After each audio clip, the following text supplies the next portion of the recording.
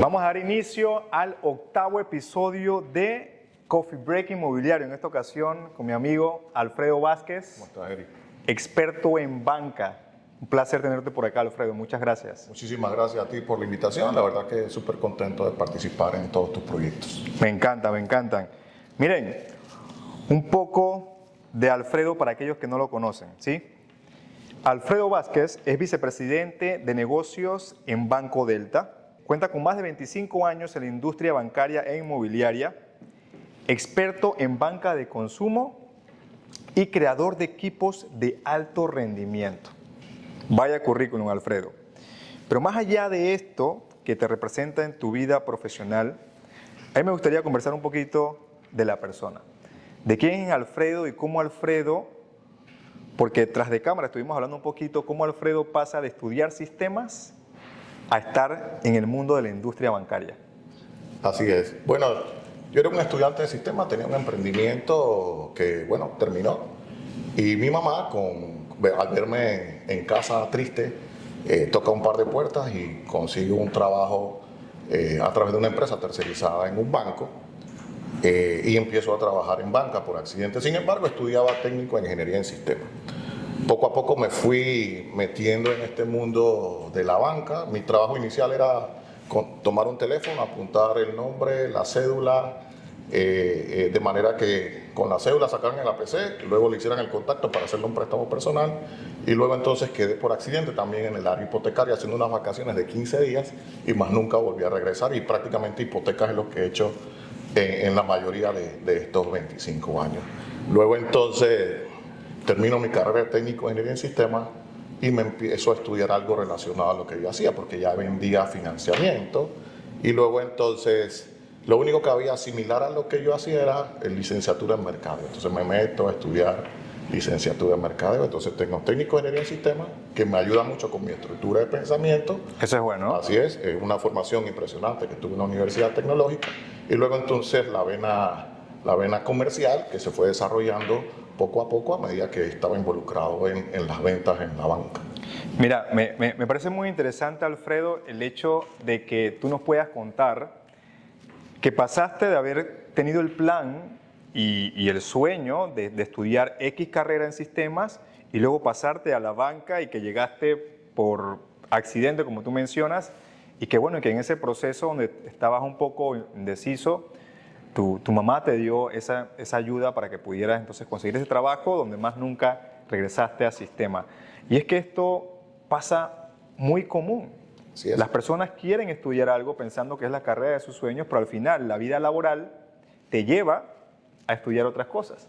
Mira, y la vida te va marcando, porque cuando yo entré al primer año, yo estaba esperando mi computadora, quiero ser técnico en ingeniería en sistemas. Claro. Y lo que me dieron fue el dibujo lineal, física y cálculo, y al final, te soy sincero, aprendí ese semestre a jugar ping-pong y dominó, porque mi expectativa era una y la realidad era otra. Paralelamente, entonces, empecé a estudiar programación mientras habilitaba nuevamente la carrera el siguiente semestre, y poco a poco la vida te va marcando el lugar donde tú tienes destinado ir. Sin embargo, te niegas. Lo importante es tener mentalidad abierta, y para todos los jóvenes que están en ese proceso, no se frustren. Poco a poco la vida se va encaminando. Lo importante es estar atento a cuáles son las señales y aprovechar esas oportunidades, porque en este momento, si yo hubiese seguido la carrera de técnico en ingeniería en sistemas, sería un programador en una empresa durante 25 años. Sin embargo, estando atento a las diferentes oportunidades, he tenido las opciones de aportar a diferentes equipos en diferentes bancos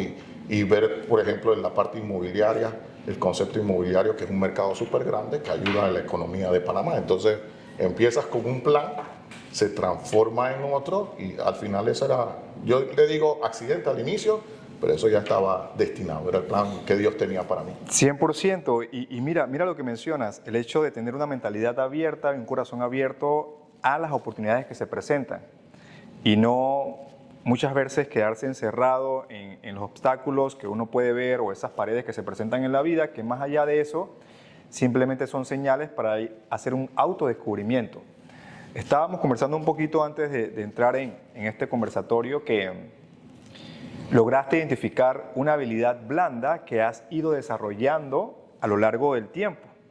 habilidad que hoy en día te permite tener éxito en tu vida profesional. Coméntame un poquito acerca de eso. Bien, yo empecé vendiendo financiamiento, tomando el teléfono, como les mencioné, y quedé involucrado en los temas de financiamiento hipotecario y poco a poco fui escalando dentro de ese proceso.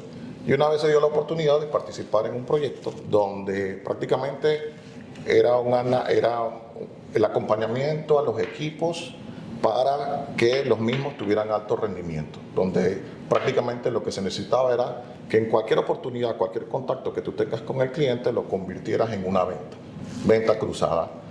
Hace 20 años fue esa experiencia, al día de hoy es un tema que se mantiene vigente. Pero ¿qué me sucedió interesante? Yo siempre he sido bien sociable y prácticamente la habilidad de poder dirigir equipos estaba innata en mí, sin tener un cargo de subgerente, supervisor, gerente. Sin embargo, con esta información yo detecto, mejor dicho, mi jefa detecta que en los lugares donde yo estaba la gente era más productiva. Cuando hacíamos el switch, automáticamente las ventas caían. Inclusive ella me puso el dashboard enfrente y yo no lo veía, estaba sesgado. Cuando me doy cuenta de ese talento y ya soy consciente, empiezo a utilizar esta herramienta y es lo que me ha permitido ya por más de 15 años poder estar en diferentes bancos de la localidad donde prácticamente entro a ver un equipo que no rinde, tiene bajas ventas y regularmente a los administradores de estos equipos votan al colaborador final. Regularmente hay alta rotación. Entonces la magia aquí o el talento aquí es agarrar este mismo equipo con una serie de técnicas que no es más que conversación, validar cuál es tu data, cuál es el ser humano que hay detrás de ese escritorio, ver un tema de cuáles son las herramientas que necesitas, cuáles son las limitantes que tiene. Hay mucha gente, sobre todo del 20 para acá, que tiene muchos dolores de situaciones con la empresa personales, y no es que te conviertas en un psicólogo, sino más bien cómo canalizar esa energía de manera de que la persona cuando esté en el lugar esté dispuesta a comprometerse con los resultados. Entonces he tenido muy buenas experiencias de bancos que vienen en caída y que nosotros en un proceso de 16 meses, no más allá de 30 meses, le damos la vuelta. Y prácticamente ya lo he hecho como en 4 organizaciones y es probado, está certificado. ¿Qué consideras tú que es la clave para que un equipo de alto rendimiento en el rubro de la banca tenga resultados? Porque muchas veces el personal que se dedica a la parte comercial es contratado por sus buenos currículums, pero hay algo más que mencionaste en nuestra conversación previo al video que me diste a entender que es mucho más valioso que inclusive esa hoja de vida que está detrás de esa persona. Lo que pasa es que el administrador se concentra en la data. Él agarra licenciado, ingeniero, arquitecto, en el caso, licenciado en banca y finanzas, tiene un buen currículum, le dan el entrenamiento y lo ponen a producir. Pero ni siquiera se interesa en quién es la persona. En este caso particular, tú tienes que conocer la data, que lo que la persona genera, el resultado y la gente. Tú tienes que administrar ambos recursos. Entonces, una mujer, por ejemplo, es esposa, madre, hija, maneja un montón de responsabilidades dentro del hogar. Entonces, si tiene alguna situación particular con sus hijos, con su esposo, físicamente va a estar en la sucursal o en la agencia, pero mentalmente está volando. ¿Cómo resuelve el otro problema? Entonces, en mi caso particular, yo le digo, si usted tiene alguna situación, solamente me da el título, vaya, atienda su situación. Cuando regresa, conversamos a ver de qué forma nosotros les podemos apoyar. La gente se va tranquila. En otras organizaciones o con otra administración, la gente no se va, sufre todo el día, o si se va, manda el certificado como evidencia de que estuvo en una situación. Entonces es un proceso de confianza. Cuando tú le brindas esa confianza al colaborador, el colaborador se compromete al 200%. Y al final, los resultados son extraordinario. Y es que los resultados están ligados al estado de ánimo de la persona quien está realizando esas actividades. Así es. Y eso me gusta muchísimo, Alfredo, el hecho de que más allá de los resultados que todo banquero puede estar buscando con relación a la venta de los productos bancarios, se interese mucho más por conocer a su colaborador, ver qué le preocupa y que busque la forma de que esta persona se sienta bien, se sienta contenta dentro de un ambiente laboral, lo cual va a repercutir de manera positiva en los resultados bancarios? Mira, y otro punto ahí importante son las herramientas. Regularmente los procesos en la banca son similares, hay unos bancos más grandes que otros, pero los procesos son repetitivos. Entonces, hacemos análisis desde una perspectiva a 1000 pies de altura y damos por hecho que el proceso funciona. Hay que ir al final, validar con el colaborador qué necesitas para vender más. Regularmente se convierte como una catarsis. Es más, hay gente que ni siquiera quiere apoyar porque ya lo ha dicho muchas veces y nadie hace nada. Entonces aquí es validar cuáles son las herramientas que necesitas, darte la vuelta a tus socios estratégicos de operaciones, de mensajería, de administración, de producto y poner las fichas en los lugares adecuados de manera de que ese colaborador tenga las herramientas para poder trabajar. Entonces regularmente nos concentramos más en las cifras y si no rinde, sacamos al colaborador que en las herramientas que él necesita para poder llegar a esa cifra. Una vez tú garantices que las herramientas las tienes, que el proceso funciona, automáticamente esa persona va a rendir 15-20% más. Excelente, excelente. Oigan, y para entrar un poquito en contexto, esta información que estamos compartiendo es básicamente parte de la metodología que utiliza Alfredo como líder de equipos de alto rendimiento en el mundo de la banca. Y es que Alfredo, además de ser una persona con vasta experiencia en la industria bancaria e inmobiliaria, Alfredo está casado con Maine por más de 30 años. Así es. Y una hija de 20 años. Así es. Y adicional, parte de la familia está Tomás, Así es. que es un perrito. Mi perrito. Así es, tenemos una familia hermosa. La verdad que es un balance cuando tienes muchísima responsabilidad en estos temas de administración. Por el otro lado está la familia y digamos que también eso es un arte que tú vas diseñando durante la vida, porque a veces te vas a los extremos. Si te vas mucho a la familia, descuidas el trabajo y es importante para mantenerlo, pero por el otro lado, si te vas mucho al trabajo, ahorita tenemos un tema de salud mental muy importante, entonces Sí. es un balance, hay que calibrar el día a Exacto. día y sacar tiempo también para lo que te gusta hacer. Así es, concuerdo 100% contigo. Muchas veces inclinamos la balanza ya sea hacia el trabajo o hacia la vida familiar y entonces merman los ingresos porque estás mucho tiempo con la familia. Entonces, si estás mucho tiempo con el trabajo, afectas tus relaciones personales. Así es. Y lo que rescato de toda esta conversación, Alfredo, es que si tú no estás bien como persona, si no tienes un balance íntegro, no vas a tener resultados en tu vida profesional, no vas a obtener los ingresos que tú percibes, los ascensos o adquirir ese trabajo al cual estás aplicando. Así es. Y hoy en día pesa más ese desarrollo personal y tu balance como persona, tu aptitud versus tus actitudes o tu currículum, que es lo que veo que planteas. Eso me parece muy interesante. Y un poquito más, coméntame ese rol que ha jugado tu esposa a lo largo de tu crecimiento como profesional. Mencionaste que hubieron cambios bastante importantes, pero muchas veces las personas que nos aman nos dan ese empuje y creen inclusive mucho más de lo que nosotros mismos creemos. Es una perspectiva diferente y digamos mucho más amplia. Antes de empezar por ahí, dice que un acto de amor para las personas que están alrededor tuyo es quererte a ti mismo. ¿Y eso qué quiere decir? Regularmente dejamos nuestras medicinas, nuestras citas médicas para el final, sin embargo debe ser lo primero porque al final tú eres el cabeza de familia y para que tu gente esté bien, tú tienes que estar bien. Entonces aplica tanto en lo familiar como en lo profesional. Y bueno, la perspectiva de mi esposa siempre ha sido supremamente importante, inclusive en este proceso, cuando yo iba creciendo, estaba en un departamento, arreglaba los temas que tenía que arreglar, entonces me cambiaban de área y un día llegué a la casa enojado porque todavía no entendía, todavía no había detectado esta vida. Entonces llegué enojado, le dije, otra vez me cambiaron de departamento, ya es como la tercera, cuarta vez, y me dice, Alfredo, tú no has detectado que tú siempre resuelves problemas. Entonces tu talento es resolver el problema. Entonces ahí está el chispazo que te da tu compañero de equipo, que regularmente nosotros no queremos recibir, y en el camino entonces es importante abrir los ojos y abrir el oído a esa persona que siempre te acompaña en este camino, porque al final es parte de tu equipo.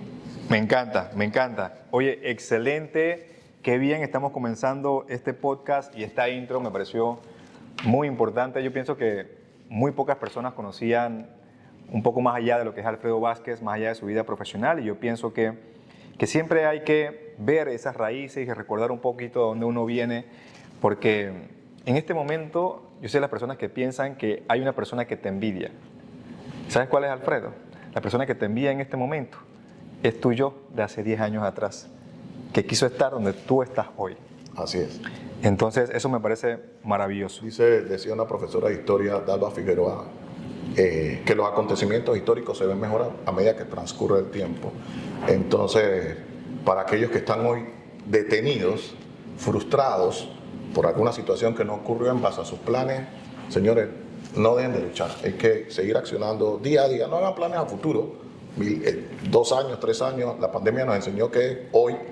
Entonces, garanticemos que hoy estamos bien y trabajemos el hoy y hagamos las acciones necesarias. Levantémonos temprano, hagamos esa tarea, leamos ese libro, tomemos el tiempo para nosotros, de manera que tú tengas un balance de tus 24 horas y eso garantiza de que al día siguiente vas a estar mejor que el día anterior. Y cuando pasen 10 años, entonces tú miras hacia atrás y vas a decir, valió la pena. Y te vas a dar un golpe de pecho. Así es, lo hice bien. Me encanta, me encantan. Oye, no, señores, vamos entonces a la temática del día de hoy, porque yo sé que ustedes quieren hablar de bancas y ver cómo está el mercado, los intereses y demás. Mira, quiero comenzar con una pregunta que parece obvia, pero que en la práctica se hace todo lo contrario. Alfredo, si yo estoy en este momento interesado en comprar una propiedad, ¿debo ir primero al banco o debo primero ir a ver la propiedad? Mira, sin temor a equivocarme, la gente primero va con los niños, la familia, a ver las propiedades. Y obvio, ya cuando tus hijos ven, tu esposa ve o tu novia ve que es un proyecto de vida, la gente se ilusiona. Y luego entonces se va a la banca y la banca le dice, naturalmente hace un análisis y le dice, señor, lastimosamente usted no aplica. Ahí viene un golpe innecesario por no haber hecho la tarea en el orden correcto. Un golpe emocional, yo llamo ese efecto Claro. Alka-Seltzer, que estás emocionado, que sí la quiero, pero cuando vas al banco te dicen, no aplica. Así es, y no es que los bancos estemos hechos para dar malas noticias, los bancos estamos hechos para acompañarlos en la asesoría en este proceso de compra de vivienda. Regularmente la gente compra en toda su vida una casa. Hay gente que tiene un poquito mejor, está mejor económicamente, compra otra casa o compra una vivienda de playa, pero regularmente la mayoría es una. Entonces, Sí. ¿qué debe hacer usted primero? Tiene que ir al banco. El banco es la primera tarea por hacer a la hora que usted va a comprar una propiedad. Así que Señores, subrayen ese consejo. el banco es primero. El banco es primero al momento de comprar una propiedad. Me encanta, es que en la práctica el 90% de las personas no van al banco, se van a ver una propiedad y luego entonces viene la gran desilusión. Así es. Entonces hay que evitar eso. Vayan al banco si están pensando en comprar una propiedad. Cuando el banco le da luz verde, entonces salen ustedes al mercado. Y lo que me gusta de esta buena práctica es que el banco te va a decir cuáles son los intereses, cuál es la letra bancaria, hasta cuánto te prestan, cuál va a ser tu paraguas, el monto límite. Y ya con esta data, tú puedes salir tranquilamente a buscar propiedades hasta este rango de precios que es hasta donde el banco te va a prestar. Así es. Inclusive, perdón, te va a dar el depósito o el abono inicial que tú necesitas para poder aplicar. Que si lo tienes, bien, pero si no lo tienes, entonces sabes que tienes que ahorrar ese abono inicial. Así es. Y para que hagan la tarea bien, hay 3 formas de recibir los ingresos.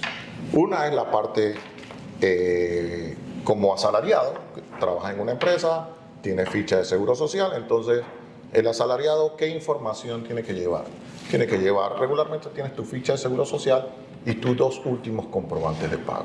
La copia de tu cédula y al final lo que ellos van a hacer es ponerte a firmar una solicitud para autorizar a generar las referencias de crédito y poder hacerte un análisis. Con la ficha de seguro social y los comprobantes ven cuáles son tus ingresos y luego entonces el análisis correspondiente. Si eres independiente, o sea que tienes tu propia empresa y declaras renta, debes llevar tus 2 últimas declaraciones de renta.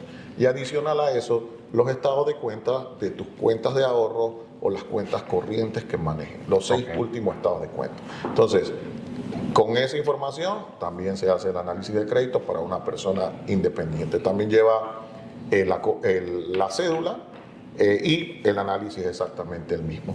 Y por otro lado tenemos un segmento de clientes que regularmente la banca no atiende, que es el microempresario, que no tiene carta de trabajo, que no tiene ficha de seguro social, tampoco tiene declaraciones de renta, pero tiene ingresos y donde genera o cómo puede evidenciar sus ingresos a través de una metodología de microcrédito donde se hace un levantamiento y es lo que nosotros o muy bien atendemos en Banco Delta, que son a los microempresarios sin declaraciones, porque al final lo que hacemos es una visita, validamos cuáles son los ingresos que tiene, cuáles son los compromisos, cuáles son sus proveedores, quiénes son sus clientes, y al final es como un estado financiero, y con esa información también puede ir al banco para ofrecerle un financiamiento hipotecario. Entonces, lo importante es que usted identifique cómo yo genero los ingresos. Los genero como asalariado, como independiente o como informal, y al final, en la parte de la informalidad, y para todos los clientes es importante que usted tenga una cuenta donde usted concentre los ingresos, ya sea que el banco se lo vaya a considerar o no, porque siempre la gente tiene un emprendimiento, un negocito, y ya sea que se tome en cuenta o no para el análisis, el banco está consciente de que usted no solamente depende de su salario, también tiene un ingreso adicional, que así sea no lo considere para el análisis, le aporta para robustecer su crédito a la hora que va a comitir. Oye, eso me encanta ese tercer segmento que mencionas, porque típicamente los bancos solamente ven asalariados y con esfuerzo a los independientes. Debo ser bastante honesto porque yo, que soy independiente, he estado aplicando y ha sido un gran reto poder conseguir un financiamiento, pero hablas de un tercer segmento, que es el del microempresario o aquel emprendedor informal. Es decir, que si yo, no sé, he levantado a mi familia con un pequeño negocio, no sé, vendiendo helado, teniendo un puestecito de venta de hot dogs o algo que no tenga mucha formalidad, no debo perder la esperanza. Es decir, que si yo le toco la puerta a Banco Delta a través de Alfredo Vázquez y puedo respaldar los ingresos para aplicar a un crédito personal o una hipoteca, puedo lograrlo. Así es. Mira, es un segmento de mercado interesante porque la gente tiene los ingresos, sin embargo tiene miedo a acceder a la banca regular porque regularmente la respuesta que recibe es no. Y es porque la banca regular no está preparada para atender este tipo de clientes. Nosotros, por el contrario, nos especializamos en este segmento de mercado. También atendemos a la banca regular, pero este segmento de mercado de la persona del carrito hot dog, el raspadero, el emprendedor, primero tiene proveedores que le venden, ya sea en efectivo o al crédito. También tienen clientes que le compran al detal. Toda esa venta al detal, él tiene un cuadernito donde la anota o puede que lo tenga en su celular en algún monedero digital. Sí. Entonces, toda esa información se va desplegando en un formulario que es la metodología de microcrédito, es un levantamiento que se llama socioeconómico. Entonces, al final eso es un estado financiero que genera un número adecuado para que usted entonces pueda hacer la presentación al banco de esos ingresos y poder dar el préstamo. Me encanta, me así encanta. mismo como se presta para viviendas, también le podemos prestar para préstamos con garantías de su auto o de su casa o de su terreno para capital de trabajo. También hay otro tipo de préstamos que es sin garantía, que va de $1,000 a $5,000, que es para capital de trabajo. Y al final eso también pueden aplicar a tarjetas de crédito. Nosotros no tenemos ese producto por el momento, pero sí hacemos también cancelaciones de tarjetas para las personas que se han enredado financieramente, entonces le podemos hacer una consolidación de deuda porque damos préstamos personales. Excelente. Independientemente si usted tiene, si es asalariado, independiente o microempresario, tenemos un producto adecuado para usted. Yo pienso que hay una excelente oportunidad ahí que Banco Delta ha sabido encontrar. Obviamente, después de un buen análisis de crédito para disminuir el riesgo a su mínima expresión, perfiles que apliquen pueden sacar su financiamiento. Me encanta. Mira que ahí me he encontrado muchísimos clientes en las diferentes giras que hago a las diferentes provincias, muy agradecidos, muy leales, porque regularmente somos el banco que le abrió la puerta su primera vez. Qué bien. Y cuando ves las historias de cada uno de ellos, son historias de éxito. Yo tengo clientes que con un emprendimiento ya se ganaron un premio en Europa, a nivel mundial, que lo vi el fin de semana en la feria de artesanías. También tengo una señora que me dijo que había sido su primer puesto de internet, lo tuvo ahí, y es un empresario importante de provincias centrales, un rubro totalmente diferente, pero en sus inicios fuimos la primera entidad bancaria que le abrimos la puerta. Qué bien, eso es muy bonito escucharlo, porque muchas veces queremos emprender, pero no tenemos ese apoyo bancario para tener ese capital semilla y llevar ese emprendimiento a cabo. Así que Qué buen trabajo está haciendo Banco Delta. Me alegra mucho escuchar eso. Siguiente pregunta, estimado Alfredo. ¿Con o sin abono inicial al momento de comprar mi propiedad utilizando una hipoteca? Mira, ¿Cuál me conviene más?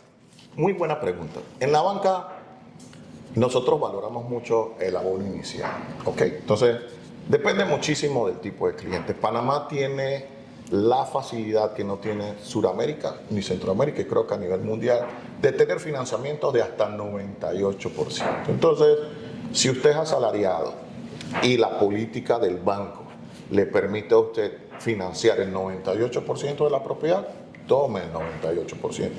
No hay mayor inconveniente porque al final de una propiedad de 120,000 usted solo abona $2,400 y usted es dueño de su vivienda. Entonces, si le dan 100% y el mismo banco le ofrece el 100%, no hay ningún problema. Sin embargo, si usted se va a la banca regular, que es 95, 90, y usted ha tenido alguna dificultad financiera luego de la pandemia, que su referencia no es tan bien, no pudo pagar un compromiso comercial, usted está en una actividad de riesgo donde transaccionalmente sus números no han sido muy buenos en los últimos años. Entonces, ¿qué hace el banco? Dice, ok, yo te voy a prestar, puede ser que te presta una tasa más alta, pero yo necesito que te comprometas con un mayor abono, porque si regularmente el 100% no es algo que se estile mucho en el mercado, pero sí se da.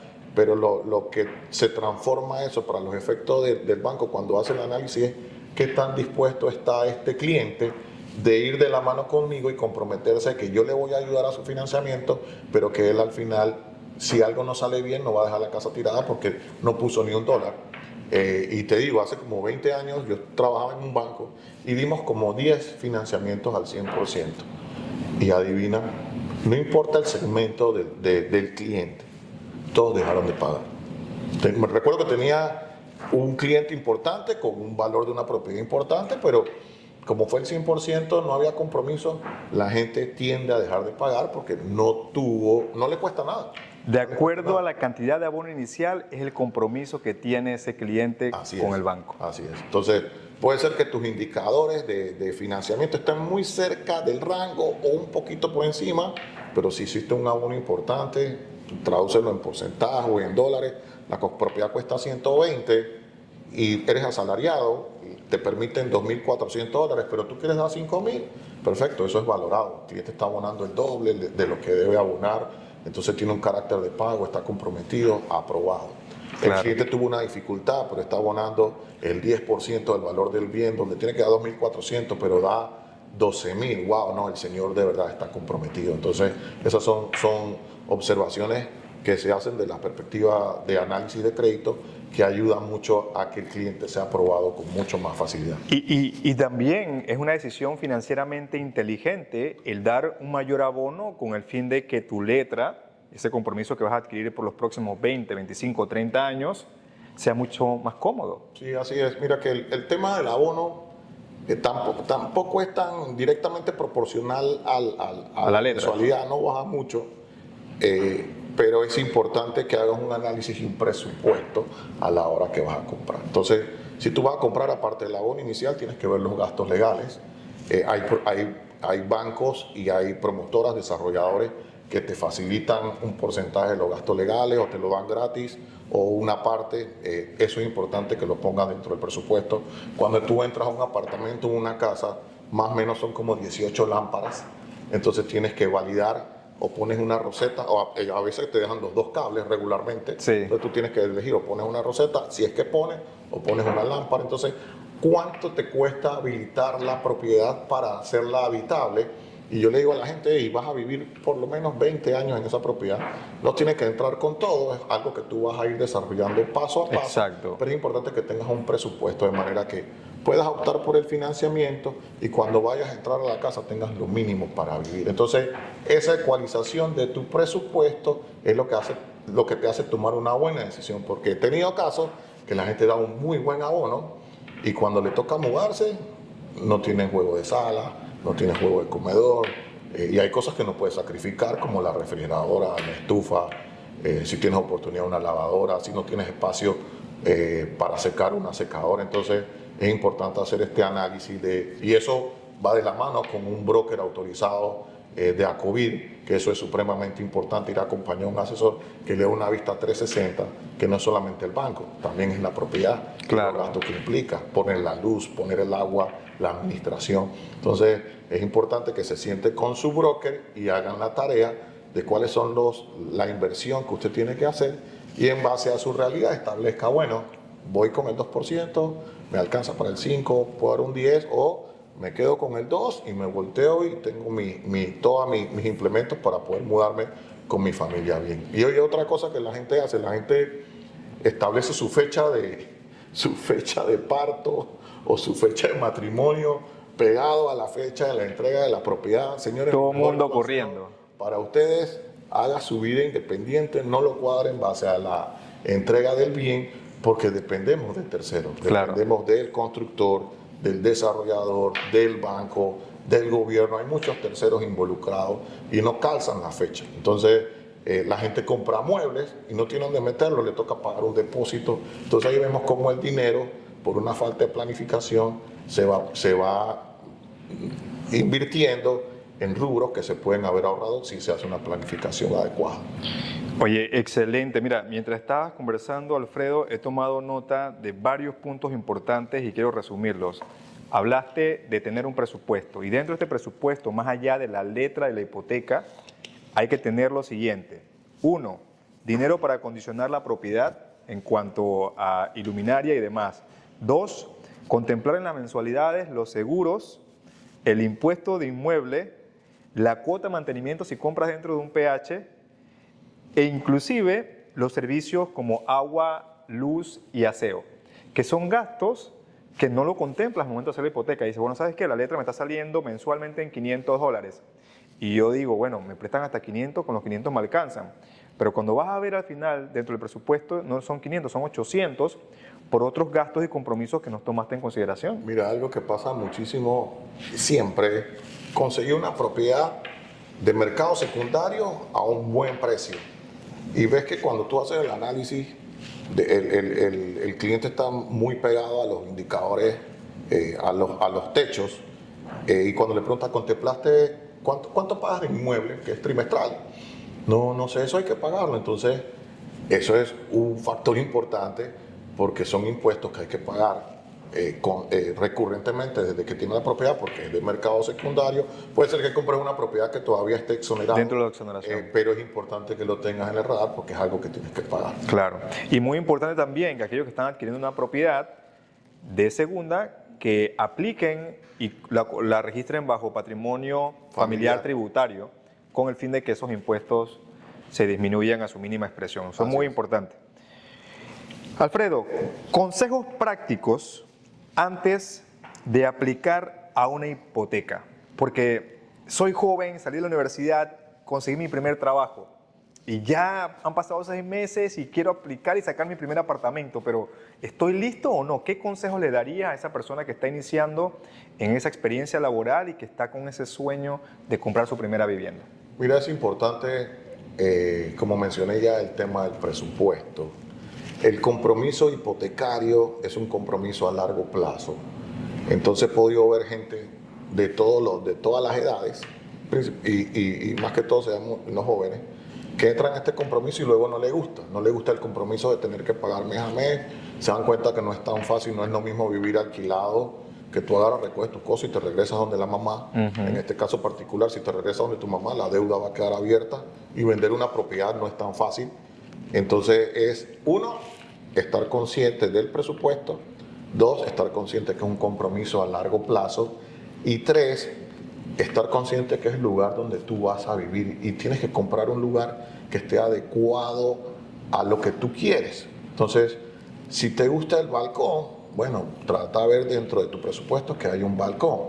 Pero si lo compras sin balcón y te frustra estar encerrado, no compres esa propiedad, porque al final vas a estar viviendo en un lugar que encima tienes que pagar y no vas a estar a gusto. Entonces, hay gente que compra porque, bueno, es una buena ganga.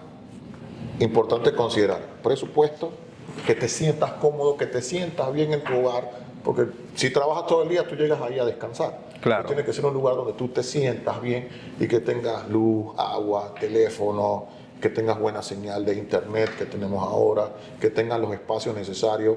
Tenemos que ser eficientes con los espacios. 100%. Hace 15, 20 años tú comprabas una propiedad de $62.500 en la vía Tocumen sin mayor inconveniente, 300 metros.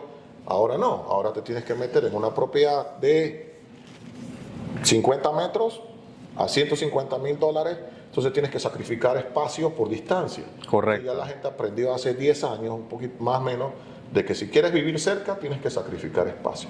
Si quieres vivir un poquito más amplio, te tienes que ir a las afueras y toma como 1 hora y media, 2 horas de tráfico, y eso incluye también dentro de tu presupuesto la gasolina o cómo va a ser tu acceso al transporte. Entonces, es importante crear la conciencia de que estoy de acuerdo con la distancia, estoy de acuerdo con este espacio, me gusta, va a haber casos en que, bueno, lo único que hay en mi área es esto, entonces elija dentro de su capacidad y de lo que le gusta lo mejor, cuestión de que usted esté contento, porque decir de que no, yo mañana la vendo, no es bueno, tú eres broker inmobiliario, no es que tú sales y de una vez todo el mundo te Claro. empieza a comprar la propiedad, porque entonces empiezas a competir en un mercado secundario donde hay mucha oferta y en un mercado primario donde pueden conseguir una propiedad igual a la tuya, pero con una mensualidad más baja, porque Correcto. las tasas de interés son diferentes. La tasa de interés de una propiedad nueva es baja, estamos hablando, si una propiedad de 80.000 en este momento es 2%, pero si te vas a una propiedad de segunda es 6,75, 6%, 7,5%. Entonces la mensualidad aumenta, entonces las características y las condiciones cambian totalmente. Me encanta. ¿Qué opinas de la parte del manejo del historial crediticio? Y te pregunto porque en algún momento, hace varios años atrás, quise aplicar para un financiamiento bancario y yo era de las personas que no tenía ningún crédito porque decía, yo soy el que mejor manejo mis finanzas y todo lo pago al contado. Y cuando voy al banco me van a recibir con las puertas abiertas porque tengo 0 deudas. Pero me estrello cuando le digo al banco, quiero X cantidad de dinero, y me preguntan, bueno, pero ¿cuál es tu historial crediticio? Dice, no, pero es que yo compro todo al contado. Y me dicen, caballero, no aplica. Yo, ¿cómo va a ser? ¿Cómo va a ser si yo no tengo 0 deudas, tengo mis ahorros, tengo buenos ingresos y ustedes no pueden dar un crédito porque es que no tengo historial crediticio? Eso fue un choque bien fuerte a mi lógica de cómo un banco evalúa el perfil de una persona para que le financien.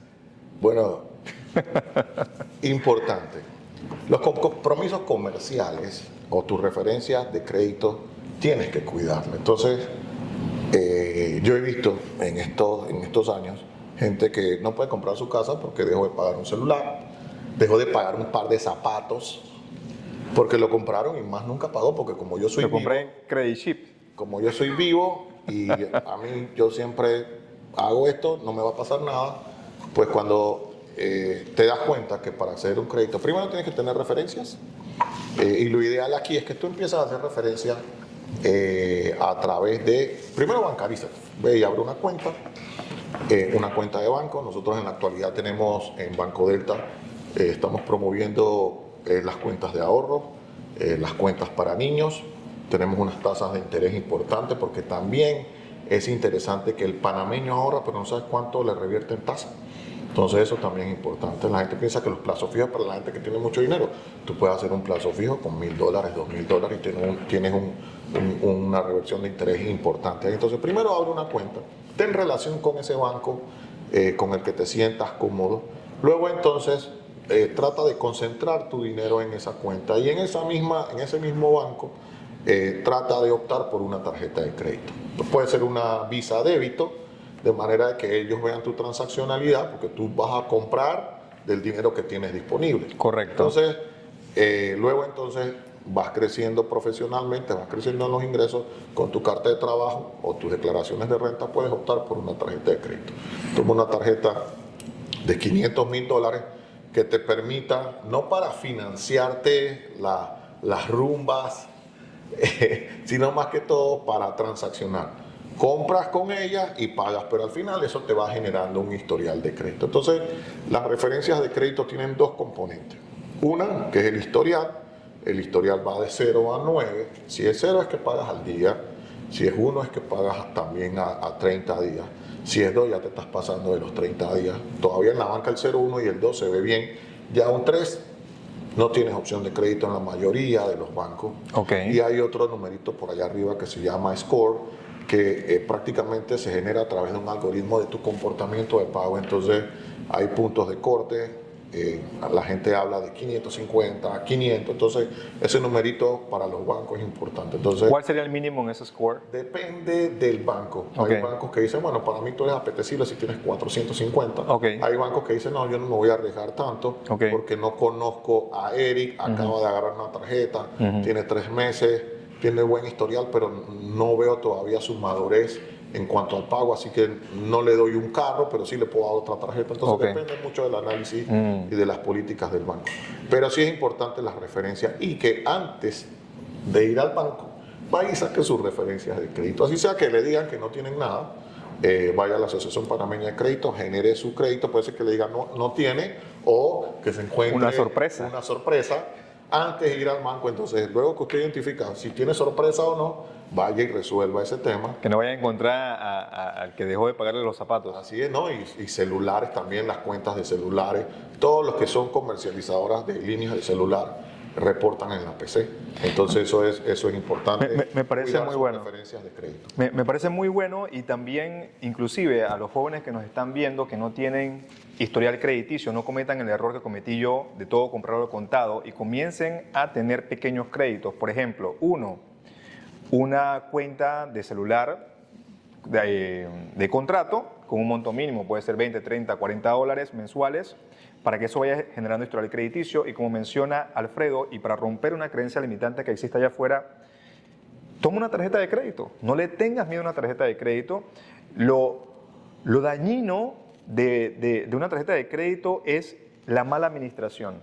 Pero siempre y cuando tú tengas una buena administración, que no la utilices como financiamiento, como tú muy bien mencionas, sino que si yo pagué el combustible, pagué la comida, hoy, al final de la quincena o al mes, lo cancelo para que no me genere intereses y pueda tener otros beneficios de las tarjetas de crédito, que son puntos, que son cashback, que son millas, que esa es la forma correcta de manejar una tarjeta de crédito. Entonces, no le tengas miedo al crédito, saca una tarjeta de crédito en un monto bajo para que genere historial, págalo al día y con un celular, con eso ya vas a tener un historial positivo para que el banco te vea. Hasta por seguridad, bien. porque regularmente en la actualidad, por los temas de seguridad, no es bueno cargar mucho efectivo, entonces usted carga su tarjeta y lo que hace es que va a los puntos de venta, a las comercializadoras, pasa y luego a través del celular hace la transferencia y paga. Alfredo, yo le tenía terror a sacar una tarjeta de crédito porque desconocía. Y también me llegaban malas experiencias de amigos y familiares que le quitaron una casa, que le quitaron un carro por deudas que eran de $5,000 y se convirtieron en una bola de nieve por una tarjeta de crédito. Yo dije, wow, yo no quiero pasar por eso. Sin embargo, cuando empiezas a tener una educación financiera que lastimosamente muchas personas carecen de ella, cometemos estos errores y nos toca aprender a las malas y a los golpes. Y bueno, con eso quiero entonces moverme a otra pregunta muy importante que tengo acá con relación a la banca, que es ¿cómo elegir el mejor banco para tomar un préstamo? ¿Qué criterios debería yo considerar para elegir entre una gran gama de opciones en el mercado? Mira, la ventaja que tenemos los panameños y residentes de este país es que tenemos un abanico de bancos impresionantes, donde cada uno de ellos tiene diferentes ventajas. Yo recomendaría, antes de elegir su banco, que haga la tarea en función de ir a buscar sus referencias de crédito, ver que están bien o no tiene, luego entonces validar con las personas que usted tiene alrededor cuál ha sido la experiencia con esos bancos. A ver, Eric, tú tienes hipotecas, ¿y con quién sacaste tu hipoteca? Ah, con tal banco. ¿Cómo te fue? Entonces tenemos un montón de gente a nuestro alrededor con la cual nosotros debemos preguntarle cuál ha sido su experiencia. Eso por un lado. Por otro lado, publicidad en redes sociales hay un montón. Entonces usted va a poder observar diferentes ofertas de la banca. Las ofertas se basan en tasa. El plazo, regularmente el plazo es 30 años. Hay bancos que por espacios de tiempo, dependiendo de cómo esté si hay alguna feria en particular, ofertan hasta 35 años, lo cual le hace que su mensualidad sea más baja. Valide también en el mercado. Y eso también depende de la edad de la persona. Así es. Entonces, vamos a hacer un ejercicio práctico aquí para facilitarle a la gente que sepa cuánto es el plazo máximo al cual debe aplicar. Okay. Regularmente, los seguros colectivos de los bancos cubren hasta los 80 años. Entonces, si usted tiene 50 años, usted puede aplicar una hipoteca a 30 años. ¿Okay? Porque es la diferencia entre lo que cubre el seguro de vida versus la edad del cliente. Entonces usted hace esta matemática. 80 menos la edad. Si su edad es menos de 50 años, usted puede aplicar a 30 años sin ningún inconveniente. Si su edad es mayor a 50, entonces usted lo saca por diferencia. Pongamos que tenga 55, entonces 55 menos 80 le da 25. El plazo que el banco le va a otorgar va a ser entre 24 y 25 años. Entonces, el plazo también es importante. Si usted tiene menos de 50, 45 años, puede aplicar a 30 años sin mayor inconveniente. Y lo otro es la tasa de interés. Pero más allá de la tasa de interés es la mensualidad. Entonces, yo le recomiendo que aproveche esta gama de bancos, vaya a bancos privados, vaya a los bancos estatales, entonces valide cuál es la mensualidad que se le acomoda, porque dentro de la mensualidad, como muy bien mencionaste, está el seguro de vida, está el seguro de incendio y también hay gastos administrativos. Entonces, valide que sean mismo plazo, las tasas que ofrezca cada uno de los bancos y esto cómo se traduce en esta mensualidad. Dentro de la mensualidad vienen los otros gastos que ya mencionamos, pero haga un análisis de peras con peras, manzanas con manzanas, porque al final digamos que estos son los aspectos más importantes. Hay bancos que cobran, que le dan la oferta de los avalúos gratis. Cada propiedad o cada financiamiento hipotecario debe llevar un avalúo. Hay bancos que lo asumen, hay otros bancos que usted lo tiene que pagar. Entonces valide también ese tema. Hay que hacer como un cuadro comparativo para elegir la mejor opción. Así es, porque tienen múltiples opciones. Hay bancos que no te permiten hacer abono a capital durante los primeros 5 años.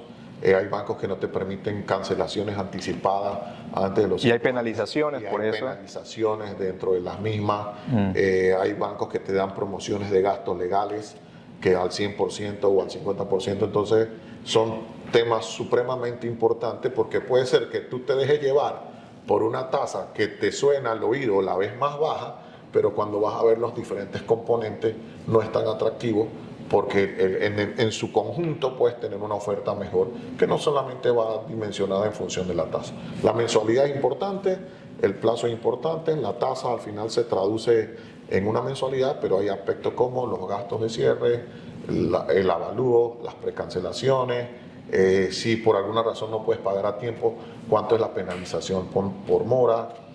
Hay bancos que te permiten o te dan financiamiento si es por descuento directo, hay otros que te permiten débito a cuenta o pago voluntario. Entonces todo depende de cómo generas tus ingresos, cuál es tu presupuesto, cuál es tu realidad financiera y al final todo este conjunto de condiciones cómo se traduce en función de tu realidad. Tu realidad no es igual a la mía, entonces no elija un banco porque a su vecino le fue bien, porque las condiciones de su vecino, de su primo, de su hermano son totalmente diferentes. Puede que tengan ciertos aspectos similares, pero tiene que ser un banco que se adecue a su necesidad, que si necesito algo pueda hacer la consulta, que tenga página web, que tenga un contact center para habilitar cualquier tema de servicio. Claro. Y un montón de facilidades que ofrece la banca regular, pero el abanico es tan amplio, pero es importante que usted ese banco que usted elija esté diseñado a la medida de sus necesidades. Me encanta, me encanta. Hay muchas opciones allá afuera en el mercado, hay que hacer la tarea, no se vaya con el primero, contraste, haga su análisis comparativo y cuando una persona me pregunta, inclusive colegas me dicen, Eric, ¿y cuál es el mejor banco que tú recomendarías para sacar una hipoteca? Yo le digo a esa persona, mira, el mejor banco para comenzar es donde ya el cliente tiene una relación. Ya si ese banco no le da las mejores condiciones, ahí está el mercado, contraste, haga su análisis y elija la mejor opción. Sí, es así porque ya el banco te conoce. Entonces, exacto. Y regularmente la gente tiende a irse a otro lado. Ya tienes el dinero ahí, recibes tu planilla ahí. Exacto, tienes tus ahorros, tienes tu planilla, te conocen hace más de Ya 5 o si te 10 dicen- años. Si te dicen que no, entonces ya empiezas a evaluar si es leal de mantener tus cositas ahí, porque al final puede ser que alguien más te atienda mejor. O si ese banco te dice que no, puede ser un indicativo de que los otros bancos también te vayan a decir que no porque hay condiciones, Así es. historiales de crédito o capacidad de crédito que no están bien. Entonces, son indicativos muy importantes. Mira, tengo una última pregunta muy importante. Mira, en estos casi 10 años que llevo en este corretaje inmobiliario, he analizado que hay 3 factores sumamente importantes que afectan al mercado inmobiliario. El primero es la inflación, el segundo es la tasa de desempleo y el tercero son los intereses bancarios. Estos 3 factores afectan directa e indirectamente al mercado inmobiliario. A mí me gustaría preguntarte, Alfredo, desde tu punto de vista, ¿cómo está afectando los intereses bancarios al mercado inmobiliario en este momento? Mira, en este momento las tasas vienen a la alta, ya hace más de un año. Eso provoca que el mercado se desacelere. Así es, eso trae como consecuencia que la gente que tiene una capacidad de pago con una tasa X, al subir esta tasa, no pueda comprar una propiedad de mayor precio. Entonces, eso es lo que hace es desacelerar al mercado. La tendencia en este momento es mantener esa alza. Y digamos que debemos Los intereses, disculpa que te interrumpa, bajan o suben dependiendo de qué factores afectan. Mira, nosotros en Panamá utilizamos como referencia la Reserva Federal de Estados Unidos, entonces digamos que ellos dictan hacia dónde van las tasas en Panamá, porque al final el costo de fondo de los bancos en Panamá depende de este indicador. Entonces, este es una tasa que ha venido subiendo poco a poco, entonces definitivamente se impacta. Pero por otro lado hace que los mercados se ajusten. Entonces el desarrollador que tenía una propiedad para vender, que ha tenido sus costos ya implicados, puede ser que pierda un cliente porque el cliente podía aplicar ayer, pero como subió la tasa ya no aplica, entonces puede ser que le haga una oferta para poder que ese cliente pueda aplicar. Por ejemplo, hay una ley de intereses preferenciales que vence este viernes, entonces en la actualidad hay una contracción del mercado producto de la subida de tasa y por otro lado no sabemos qué va a pasar después. Sí sabemos que la ley termina y que las propiedades arriba de $120,000 hasta $180,000 quedan por fuera de la ley que se estableció en septiembre del 2019.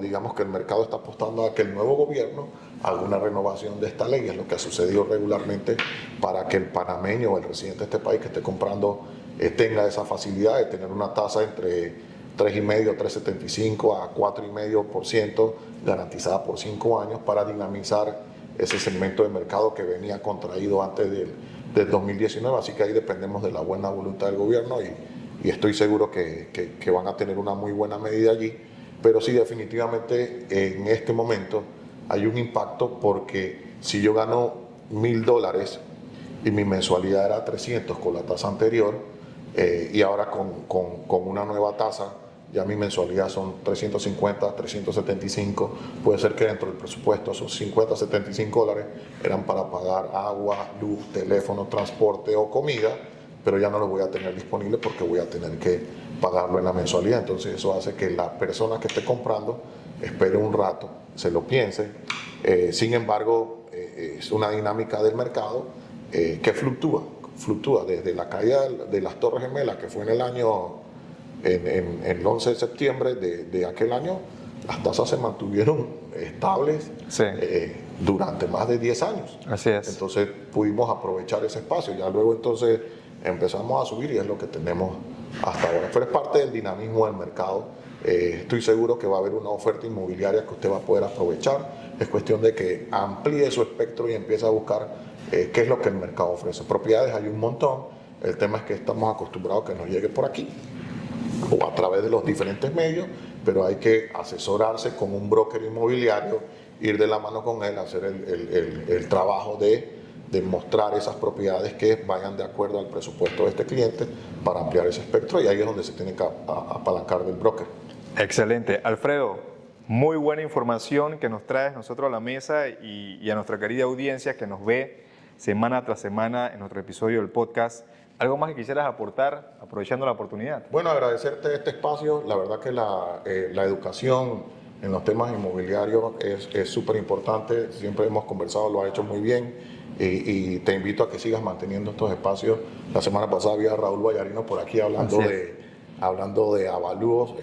Mi brother es mi amigo, llevamos ya 25 años en este mercado y son los actores de este sector los que ayudan a dinamizar la economía, broker, evaluadores, bancos, desarrolladores.